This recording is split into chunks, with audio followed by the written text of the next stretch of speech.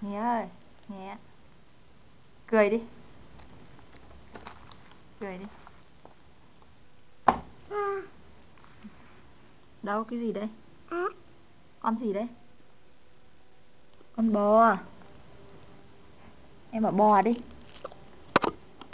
Bò đâu? Nghe. Thế em bảo bò xem nào. Bò. Em bảo đi. Đúng rồi. Bò. Mama.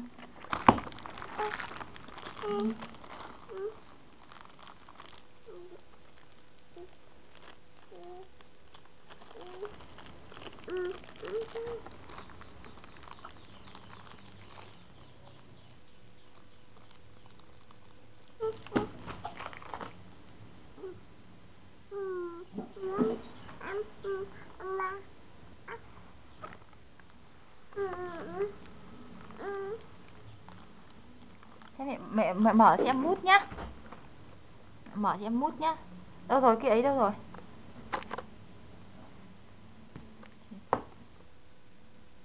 Cái ống mút đâu rồi?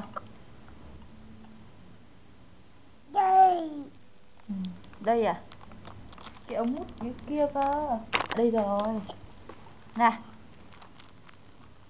Em mở cho em mút nhá. Em bảo ạ đi.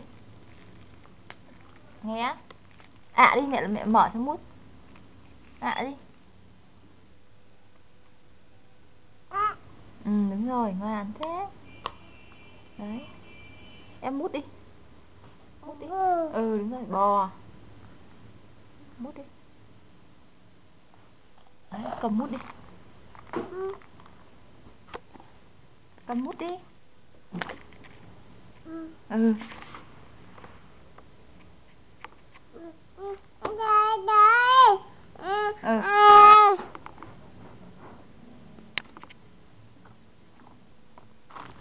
Cầm mút đi.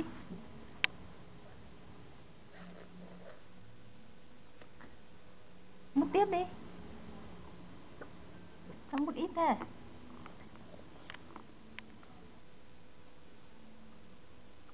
À thế quần áo của ai kia nhỉ? Nghe. Quần áo trên đây. Quần áo trên đây của ai?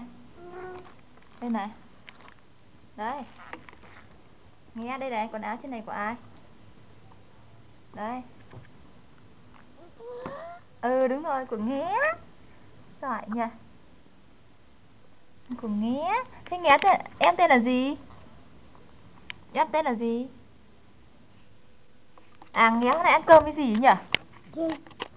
Đúng rồi, giỏi nhỉ. Thế 2 cộng 1 bằng mấy? Thôi tu đi, chứ rồi rơi hết đâu rồi. Tu đi.